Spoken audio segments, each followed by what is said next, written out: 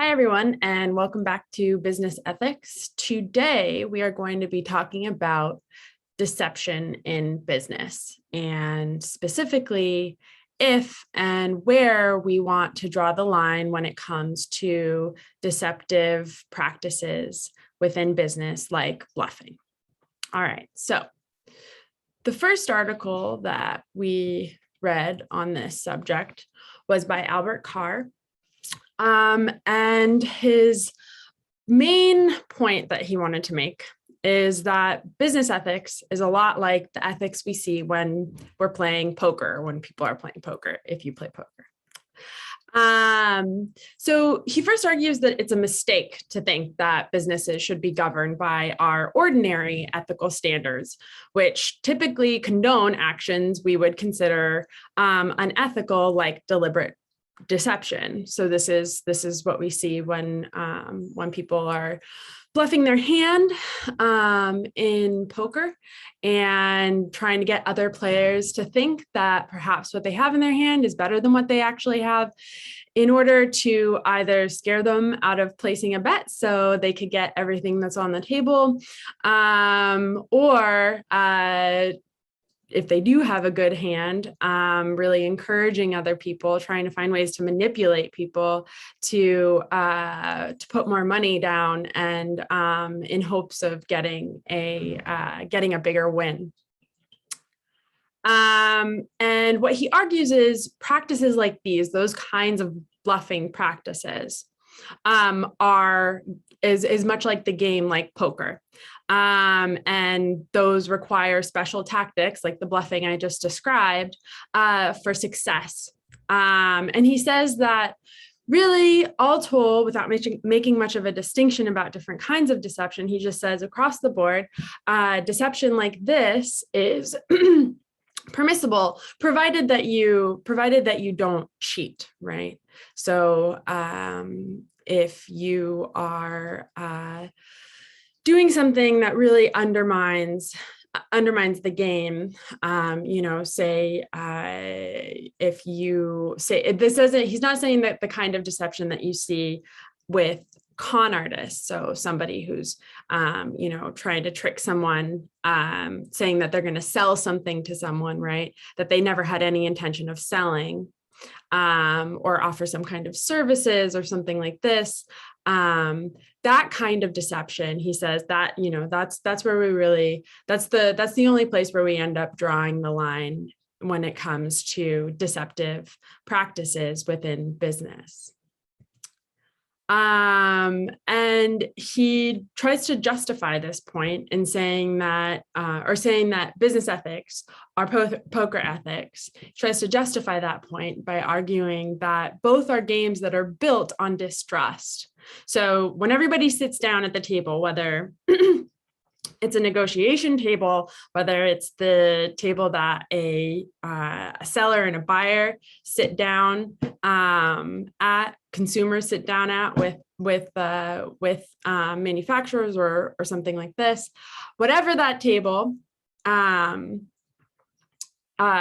just like the table that we see in poker games, everyone sitting at that table expects everyone else to lie.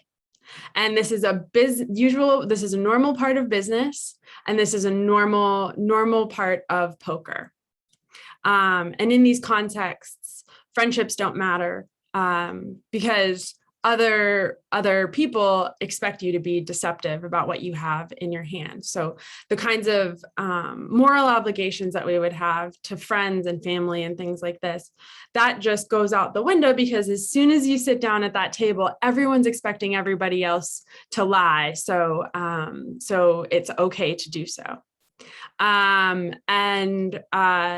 This is something that we see in business specifically, or this kind of bluffing is something that we see in business, often taking the form of misstatements, withholding pertinent information, exaggerating, misrepresentation. So again, this is not something, we're not just talking about the table between two parties negotiating. We're also talking about the table that consumers sit at. So when we see an advertisement, say, for a specific product, we're expecting that there's exaggeration, perhaps misrepresentation, something like this, in what's being advertised to us, because that person, the seller, is always going to try to be making this product sound much better than it actually is. So that sort of exaggeration or misrepresentation is morally permissible on Carr's view, in the same way that sitting down and bluffing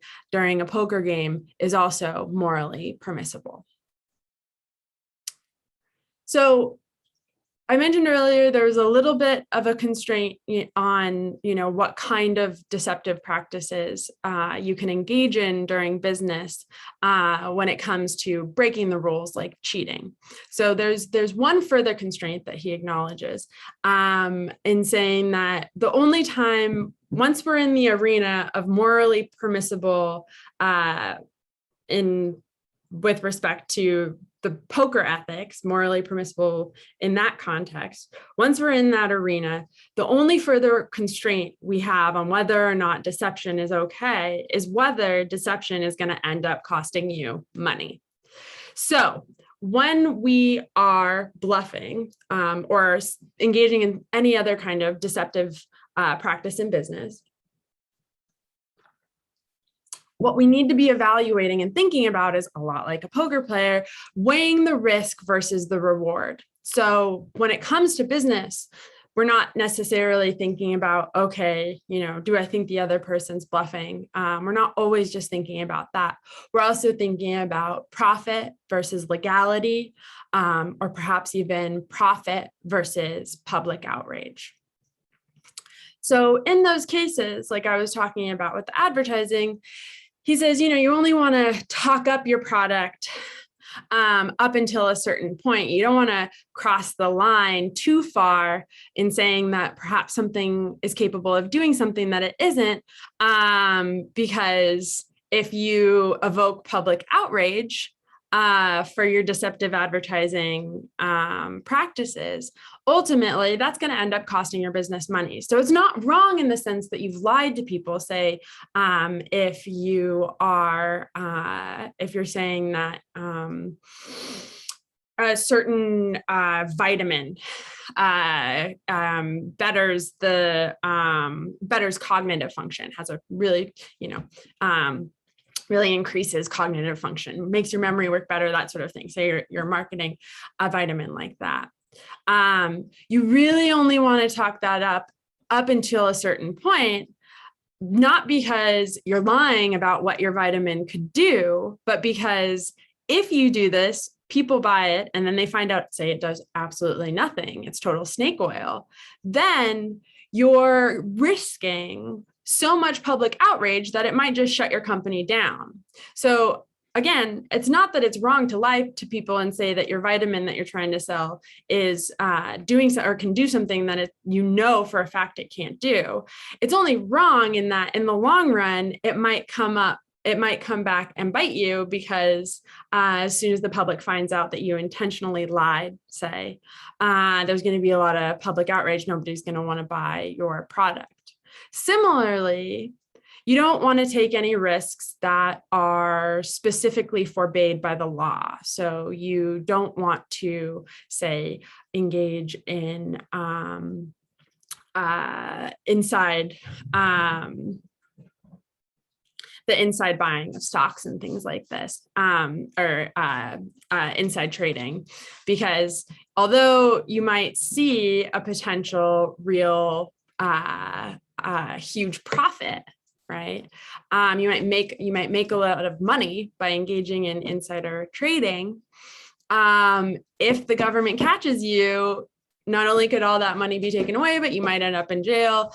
Arguably, the people who have done that, I think in the past, there are some instances where people have evaluated the risk versus the reward and figured out ways to make it worthwhile, even if the government catches them, right?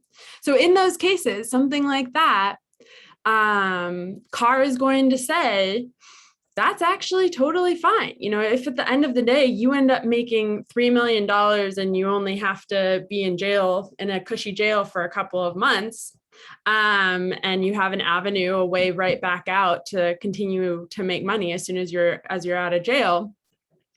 According to his standards, his ethical principles that he thinks that we ought to employ when we're engaging in various business practices, that's totally fine. Just because the law says that you're not supposed to do it, provided that you don't cost yourself too much money to do it anyway, that is totally fine. All right. So when we're, examining these behaviors like deceptive marketing practices or insider trading, he also argues that the only point where private ethics come into play, so our ordinary ethical principles that we abide by day-to-day life, it's only relevant to the extent that it's practical to abide by them. So if you do the cost-benefit analysis of say insider trading or a deceptive marketing practice, and you find ultimately it's not profitable for you to do that, to do either one of those things, say it's because you break the law or because the public outrage will ultimately put you out of business, then that's when it's practical to abide by those kinds of moral principles that come down on engaging in deceptive practices with other people. All right, so this is a video that, for those of you who chose to follow the link and write about for the first discussion board post, you will have watched already. And for those of you who haven't, I think that it's about time, now that we've gone through Carr's argument, to take a look at the sorts of things that, according to his argument, are morally permissible, despite maybe our own personal reservations in doing things like this because they violate our ordinary day-to-day ethical principles.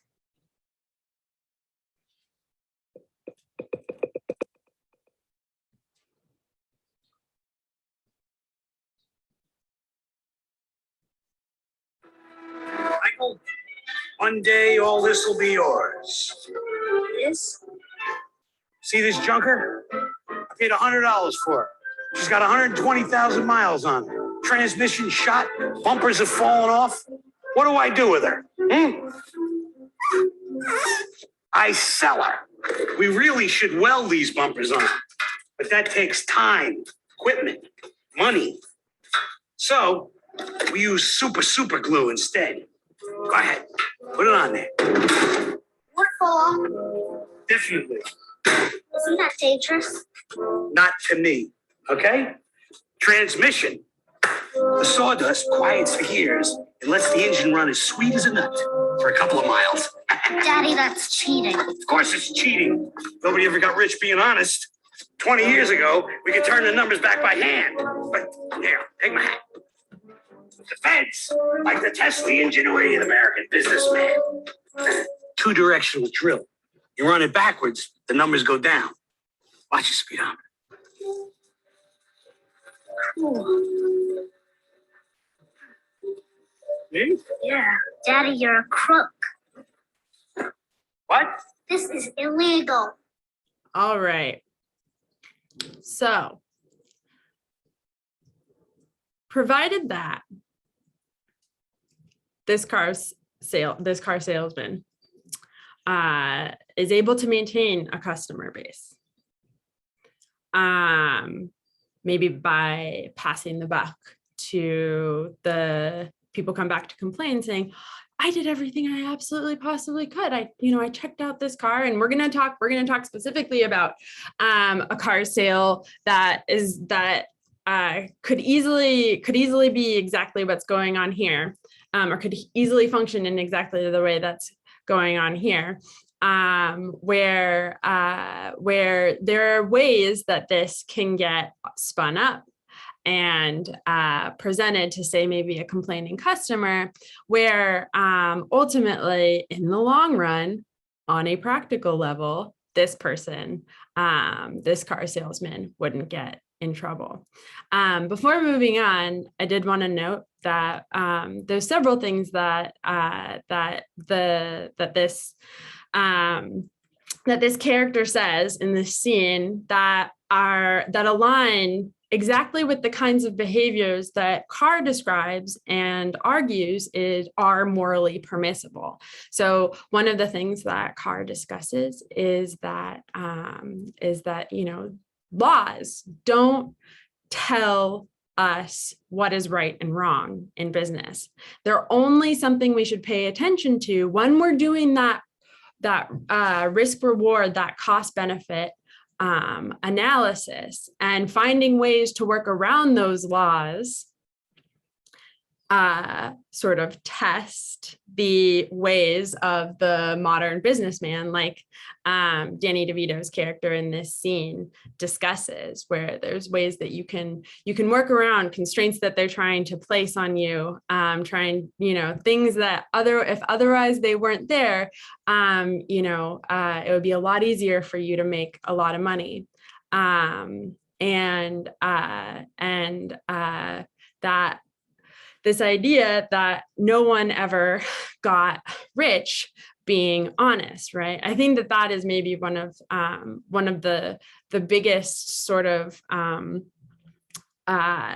similarities that the ethics of this person in this scene has with the kinds of ethics that Carr ultimately endorses, and saying, this is something that everyone is expecting of us, right? This is something that we have to practice, this kind of dishonesty in order to make as much profit as possible, because that ultimately is the thing that we should pursue. And the only thing that should constrain us in that pursuit, right, is whether, public outrage is going to outweigh any of the benefits or the profits that you make in some way, or cost you profit. Or if, getting caught by, say, in this example, the feds, going to jail, potentially whatever fines may come along with that, if that cuts into your profits too significantly. But again, provided that you find yourself in circumstances which the public outrage doesn't outweigh the benefit, or the legal recourse doesn't outweigh the benefit, then what you're doing is totally fine, 100% morally permissible, just in the same way that being a little bit sleazy in a poker game is morally permissible. All right.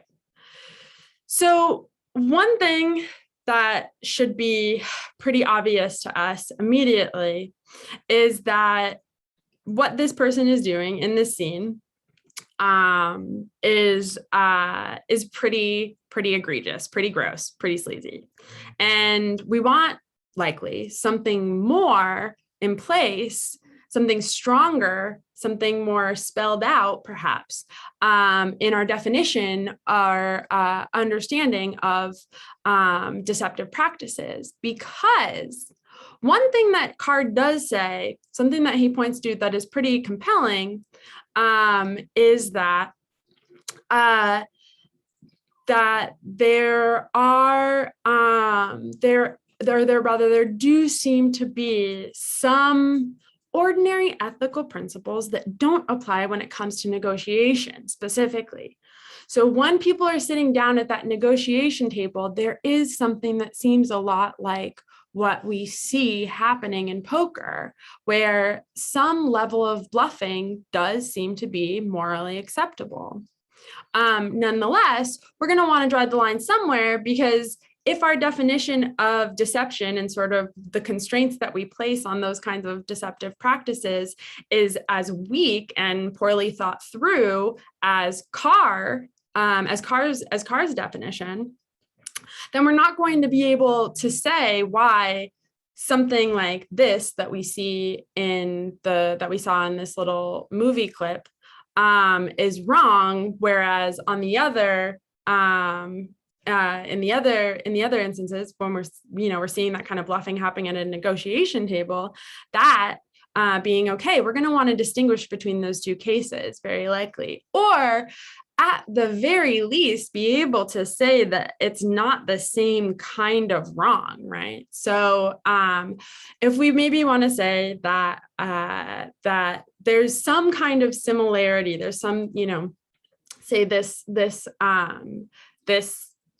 case here, this clip from the movie Matilda with Danny DeVito, Danny DeVito's character, Mr. Wormwood.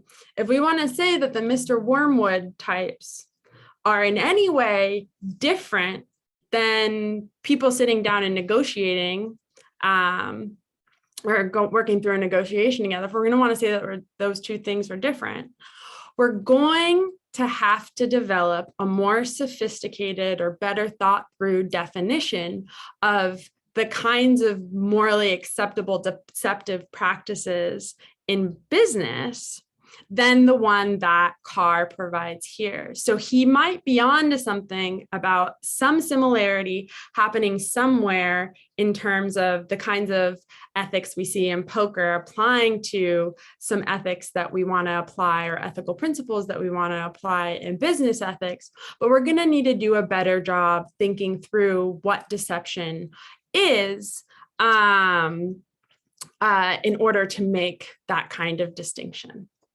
So one account, the second paper that we read, that attempts to do precisely this is Strudler.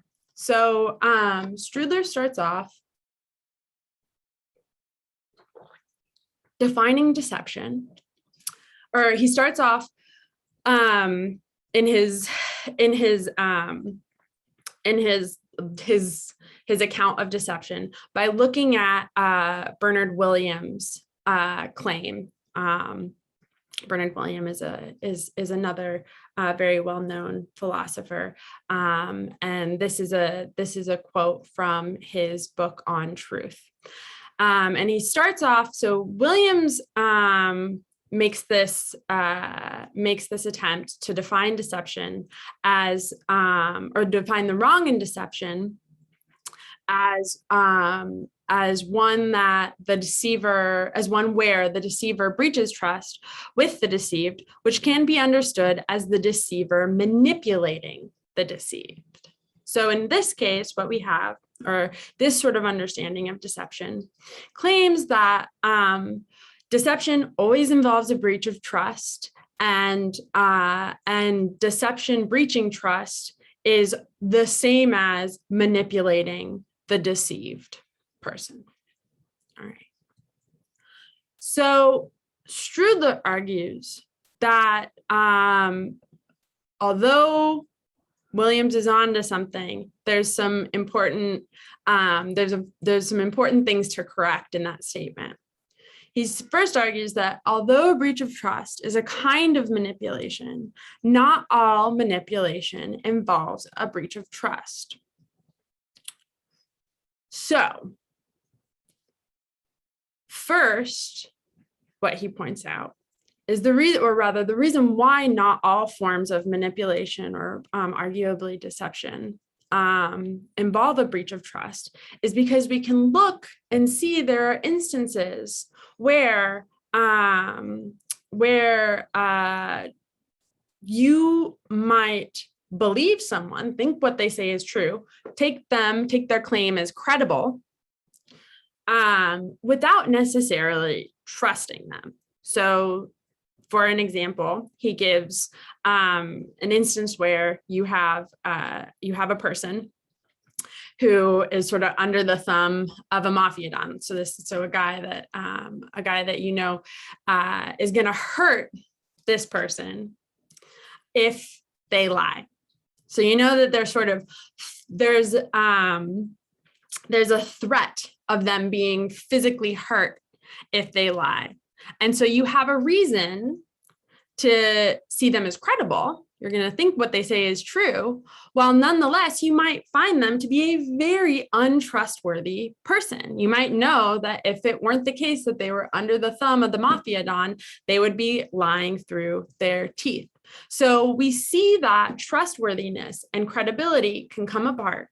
And consequently, there are going to be instances where someone manipulates or deceives without necessarily breaching someone's trust, because maybe there's some other reason that you found this person, this liar, trustworthy, or sorry, rather found this liar credible, while nonetheless not finding them or deeming them untrustworthy.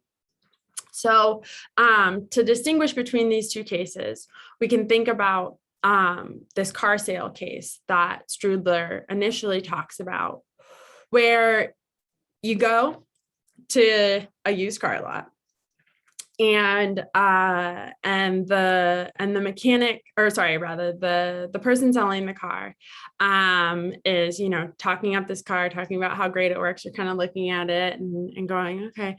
And they say, telling you how great the transmission works. You're asking about the transmission. And all the while, this car salesman is just trying to sell themselves to be as sweet as pie, the most noble, honest, righteous car salesperson that you are ever going to meet. You can totally trust me. This transmission is in great working order. And meanwhile, they know that they've poured some gunk in it, maybe a little bit of sawdust to make the engine run as sweet as a nut for a little while, or for a few miles. And they know that it's only temporary. They know that the fix is only temporary. And they're exploiting your trust in them as being this upstanding, very honest business person, in order for you to buy the car. Now, contrast that case with a case where you have a car sale, same circumstances, you have the same slimy, deceptive, dishonest car salesperson, but you have a feeling that they are super untrustworthy. So you're not trusting a word that they have to say, but they pull up this report, or say that you go find another mechanic, or you somehow got a car mechanic's report on the car. And that, unfortunately, that car mechanic wasn't very good at their job, and missed that there was a hole in the transmission, or missed that the transmission only appeared to be working okay because someone poured sawdust inside of it.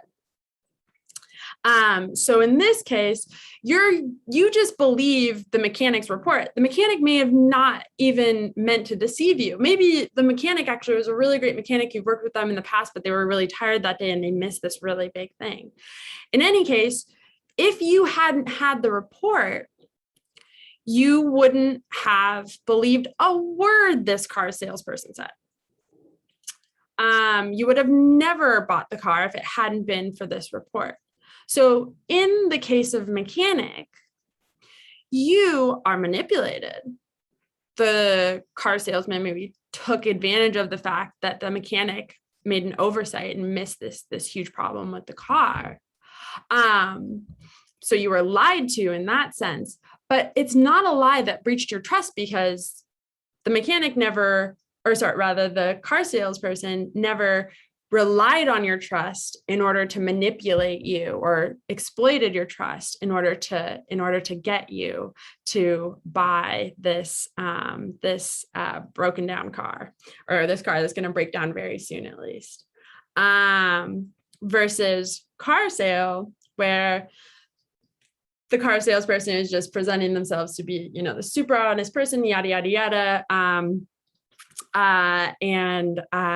And you believe that they, I think at one point, Strudler modifies the argument a little bit, where the car salesperson is talking about how they're Quaker, which is like a very, for those of you who don't know what Quakers are, it's a specific kind of religion that's supposed to be very modest and honest and not judgmental, and like very very of a like a very noble set of ordinary ethical principles, really abides by those ideal, ordinary, everyday ethical principles in every aspect of life, right? So if that person is coming to you and saying, but look, I come from this, this very honest family and we practice this very honest religion, something like this, and they convince you, or they get you to trust them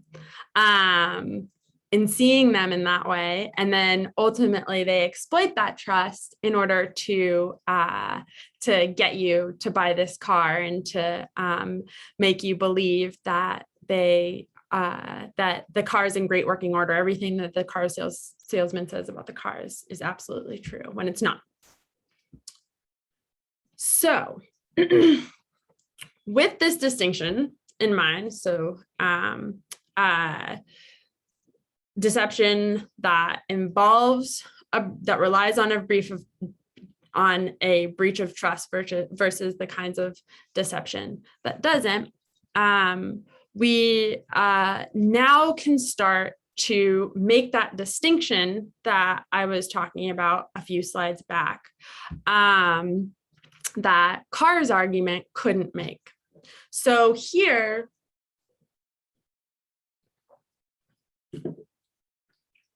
Strudler argues that there is a difference. So we can, with this really, this extra bad kind of deception in mind, this breach of trust deception in mind, and then this understanding that sometimes you can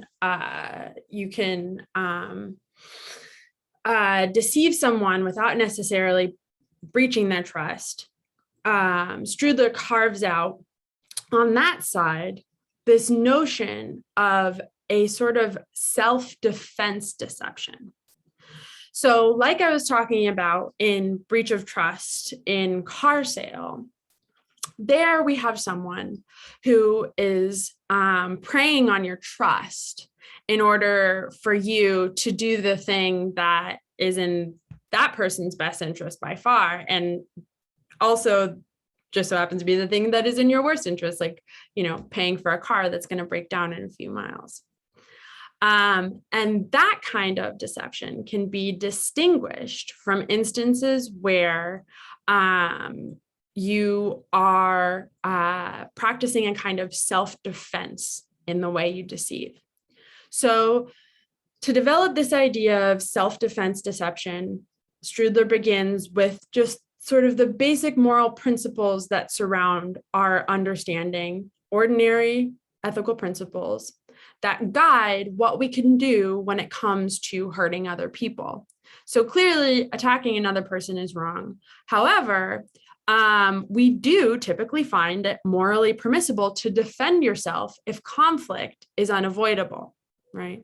So if someone is coming at you and you're backed into a corner and there's nothing you could do, that would be an instance where it is morally permissible to punch them in the face. And Strudler argues that this is only the case provided that conflict is unavoidable, provided that if you do nothing, you're going to get hurt, right? So what he argues there, when it comes to the permissibility of self-defense, moral permissibility of self-defense, which again is something, these are concepts that we're all building from our ordinary ethical principles. So day-to-day ethical principles. Importantly, exactly the set of principles that Carr wants to argue shouldn't apply to business. So what Strudler is doing is he's taking those ethical principles, he's saying, hey, actually they are going to apply in some things that concern business ethics. It's just we need to find a more sophisticated and nuanced way to do it than Carr assumes is possible. So when it comes to, self-defense deception in business, what we want to think about first is whether the conflict at hand is avoidable. So to illustrate this point, Strudler introduces another example called house sale. So in house sale, you have the person selling the house say they want to sell the house for $400,000. Imagine having this. Yeah, it's a little ridiculous, but so say they want to. Maybe we could try to replace some of these examples with negotiating a lease agreement with the landlord. But even that seems a little far-fetched. So yeah, you're just we're just gonna have to imagine this world in which we're buying a house. We have $300,000, and we could spend up to 400. That would be, that's the absolute limit. That's, draining the bank, nothing in reserve if anything goes wrong, sort of thing. That's the number, obviously. If that's like every single time that we have, that's the number that the seller is going to want to sell the house for.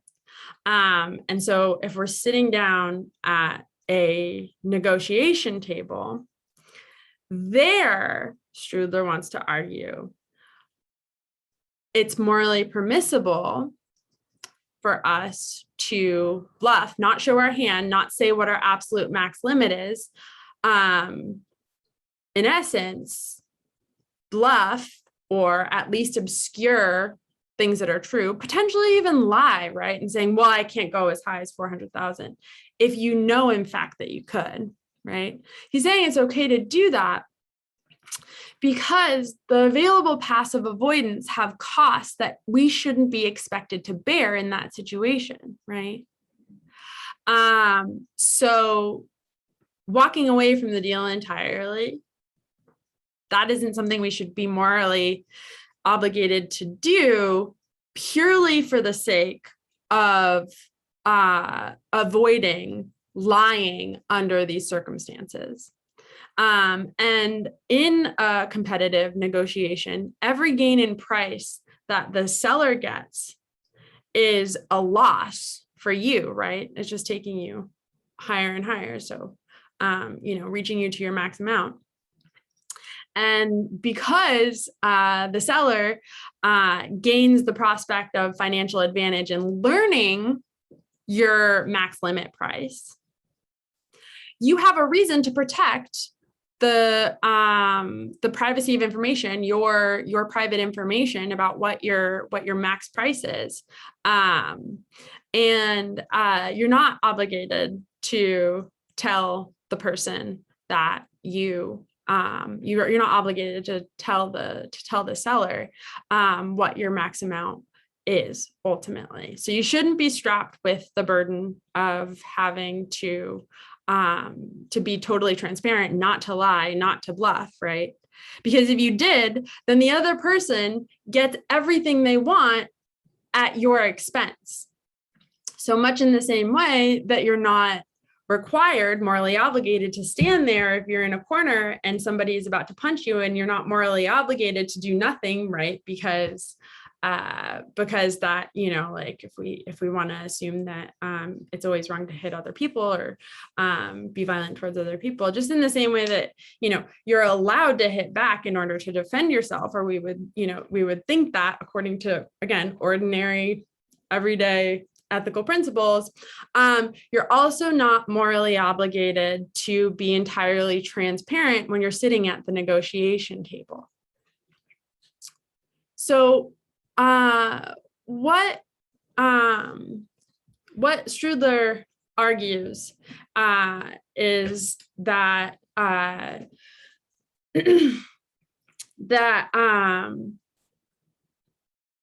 in these cases, or rather in these negotiation cases, the central issue of concern is not necessarily, or rather, so as soon as we realize that there's this, in making the distinction between, or rather in showing the similarity between, not being morally obligated to just stand there and take the hit if somebody's about to punch you, and not being morally obligated to totally share all of your private information with somebody who's just going to take advantage of that in negotiation.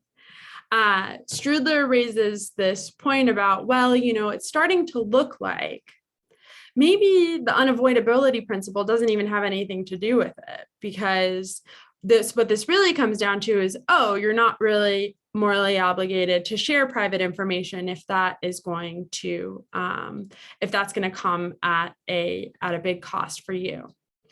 Now, what Strudler says is, if we follow that to its logical end, if we just apply that moral principle, then our net is cast a little too wide in terms of the kinds of behaviors that we think are morally permissible. So there's lots of private information that corporations and businesses, but largely corporations, it behooves them to not share in order to make more money.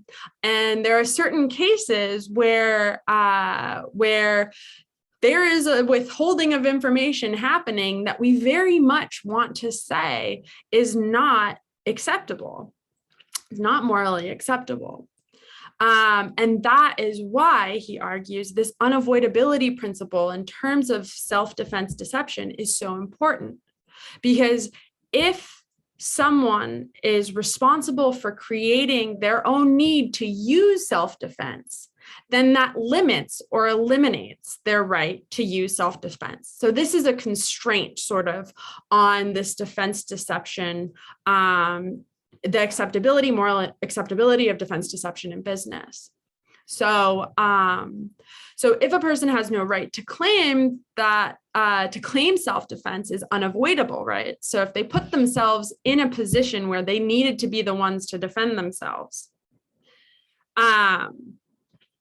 then they bear some responsibility for having been attacked. So if you, his example is something about going through a rough neighborhood and then getting beaten up and then going back to the neighborhood and sort of picking a fight. I think that we could maybe come up with some better examples than that. If you got picked on a bunch by, I think I would think a lot of you have seen this sort of theme happening in movies. So the protagonist is getting beat up a bunch by some kind of bully, picked on, something like this. And then everybody grows up and then they go back, right? So if that happens where, you grow up and say like you get really strong or something like this, or you get really good at being mean or something like this. And then you go back to say like your high school reunion and you're, guns blazing, whether it's you're ready to pick a fight with this bully, like really looking for it, verbally or physically, whatever. At that point, you are fully grown and didn't have to put yourself in that combative type situation.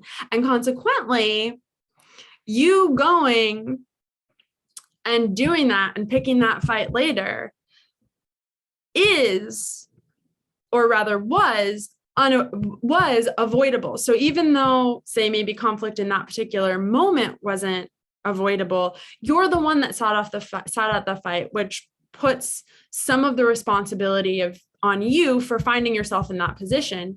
And consequently, if you throw that punch or say that really mean thing, then you are in some way morally responsible for the harm that you ultimately inflict, right? You're morally responsible. You shouldn't have, even though in that moment, say you were defending yourself during this fight, if you're the one that picks the fight, then you're somewhat to blame for, say, maybe the black eye that you cause, or if it's, fighting with words, the hurt that you do to someone in what you said. So the way that the way that Strudler spells out this kind of distinction, or exemplifies the significance of the unavoidability principle in distinguishing morally acceptable forms of self-defense deception and morally unacceptable forms of self-defense deception, is by contrasting this case. It was a Supreme Court case, but the name of the company involved was Centel, versus the house sale case that I discussed in the previous slide. So to give everybody a little bit of background, because the article doesn't go into too much detail about it, Centel was a telephone company that was kind of that was really thriving right when cell phones, yeah, way back when cell phones were still a new thing. And so they had, their business was pretty spread out. They had several different businesses. Some of them were telephone businesses and services connected to landline use, and others were connected to cell phone use. So understandably, shareholders were getting a little bit nervous about this part of the business that involved the landline stuff, because it seemed like it was becoming obsolete, right? Which is,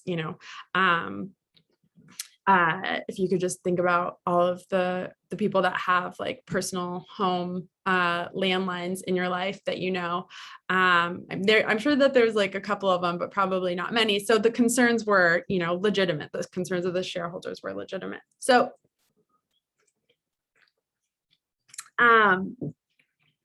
what Centel does is they hold in order to sort of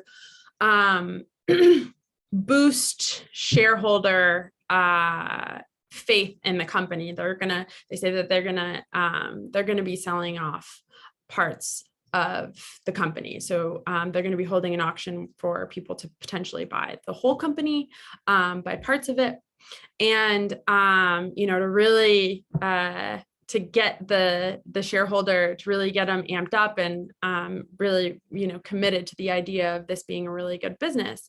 What they told them was that they would tell them about how the auction process was going, right? So the hope there, the risk that they were taking was, well, if it doesn't go well, then they're going to be telling all their shareholders it's not going to be going well, and then you're going to have a lot of people selling off their shares even before the auction is over. Ultimately, not a really good thing for Centel.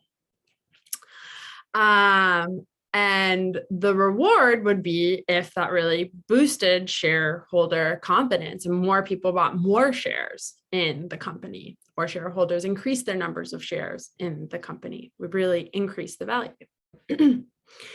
So the bidding day comes, things start, or the auction day comes, or rather it was a period of time. It wasn't just a single day. And as promised, Centel releases a statement saying that the auction process is going well and as smoothly as anticipated, or something like this, right? So what actually ended up happening is it wasn't going very well, in the sense that there were very few bids that came in, and the ones that did come in were very, very, very low. However, technically, the process was going well in the sense that the auction started, people put in bids, and those bids were being assessed. So as far as the process part goes, yeah, that's going well. In terms of what the shareholders are concerned with, right, being high bids and lots of them, that aspect of it definitely wasn't going very well. So in that way, Centel lied to shareholders because they didn't provide them with the kind of information that any reasonable person would assume is the information that the company had committed to sharing in the first place. So in this case, so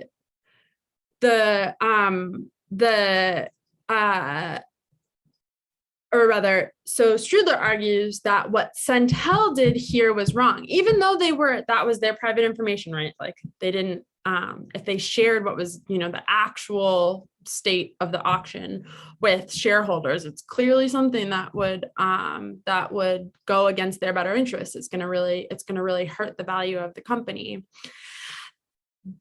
They don't have a right to keep that information private, because they were the ones that got themselves into that mess in the first place. They didn't have to tell, or they didn't have to commit in the first place. They didn't have to sign up for this reporting on the auction process. They could have said, we will let everybody know how the auction goes after it's over. And they didn't. They put themselves in the position where they then needed to give private information that ultimately was going to hurt them.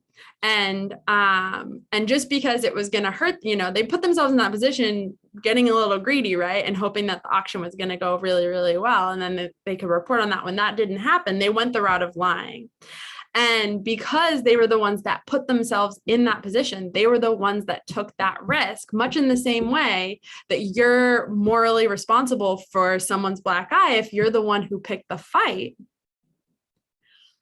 Strudler argues that Centel is morally responsible for what they did, even though that might look a little bit like self-defense deception. It wasn't, because the conditions for the unavoidability principle weren't met. They could have avoided putting themselves in that position, and they didn't, because they were getting greedy. And as a result, this doesn't, the withholding of that information about that auction, that private information, does not constitute this kind of morally acceptable self-defense deception. Whereas in-house sale, it's either you negotiate or you walk away from the deal. And if in negotiation, you're not morally obligated to totally show the other person your hand, because that is something that only hurts you, and only helps the other party at your expense. Okay. Now that we've gotten this more nuanced understanding of what self-defense deception looks like, we're going to turn back to this really bad breach of trust type self-defense, or breach of trust type deception. And then we're going to conclude the lecture and just getting a little bit of a better understanding of why this breach of trust deception is so bad. Why we need to distinguish it, right? So if you remember earlier in the slide presentation here, I was saying it looks like we have some, there is something a little bit appealing about this claim that Carr makes about, there are times in business where it does seem like some of the ethics we see in poker are relevant to business negotiation, but that shouldn't, automatically entail that things like this are morally permissible. And the reason why, the way that we can really argue why that distinction is so important, is because breach of trust deception undermines someone's autonomy. So if you remember when I was talking about car sale originally, and I was saying how this person's really, I'm, just this really honest, come from such an honest, upstanding, trustworthy family. You just have to think that I'm, I could never possibly lie, right? And taking advantage of your trust, exploiting your trust. What they're doing is they're trying to get you to trust them in order for you to make a choice to do the thing that is in that person's best interest and simultaneously in your worst interest, right? And if you had all of the information, right? If that car salesperson had told you that they poured sawdust in the transmission, you wouldn't have bought the car. And in trusting them, in getting you to trust them, and by them and taking advantage of that trust and then withholding information, or rather, in order to withhold information from you, information where you otherwise wouldn't have decided to stay by the car, that, Strudler argues, undermines our autonomy. And when you undermine someone's autonomy, that's always wrong, no matter what. So even though when negotiating, we're taking risks, there's a difference between making a choice to take a risk and believe someone who you think might be lying, and someone who doesn't understand the risks that they've taken, subsequently trusting the whole lie, and then bases their decision on what to do next because they believe that lie.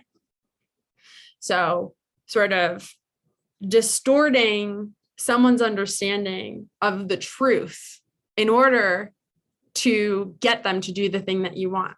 They base that understanding of the truth, say the state of the car's transmission. They base their choice to buy the car on the assumption that or by believing the car salesperson that the transmission is in great shape because, and they believe that because they trust the person selling the car. So having freedom in the choices that we make is something that, for many different reasons, many different philosophers in ethics and in other places in philosophy, that kind of freedom is considered sort of morally sacrosanct. It's something that we really want to preserve. Much of the thinking being that something that makes us the kinds of creatures that we are is our ability to think critically and be rational and look at evidence and make choices and self-determine ultimately.